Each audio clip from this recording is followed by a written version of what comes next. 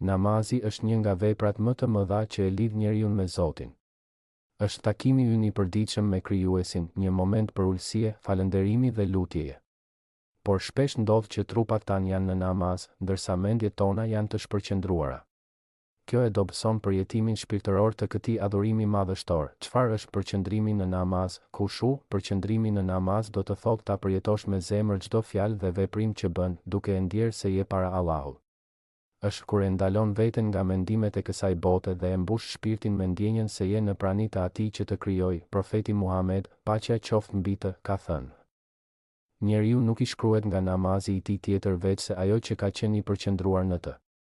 Transmeton Ebu Davudi, kjo do të thotë se shpërblimi i namazit ton varet nga përqendrimi dhe sinqeriteti me të cilin e falim atë. Si të arrijmë përqendrimin në namaz? 1. Kujtoje madhështinë e Atij që po adhuron. Kur hyn në namaz, thuaj në zemër: po qëndroj para Zotit të botëve. Kjo vetdije do të ndihmojë të përqendrohesh. 2.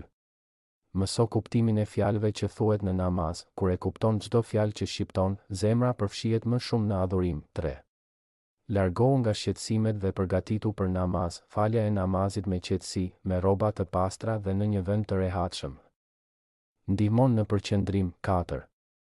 Mos u ngut. Ngutja në namaz është shenjë e shpërqendrimit.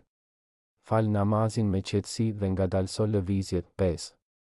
Lutja pas namazit. Kërko nga Allahu që të dhurojë përqendrim në namaz. Askush nuk mund të arrijë këtë vetë pa ndihmën e Tij. Përfitimet e përqendrimit në namaz: qetësi shpirtërore, me të vërtetë, me përmendjen e Allahut qetësohen zemrat. Kurani 13:28. Pastrimi i mëkateve. Namazi i përqendruar është shlyes i mëkateve të vogla dhe mburoj kundër mëkateve të mëdha. Forcim i lidhjes me Allahun. Sa më shumë të përqendrohesh, aq më shumë e ndjen praninë dhe dashurinë e Allahut. Namazi është dritë. Por për ta parë atë dritë, duhet që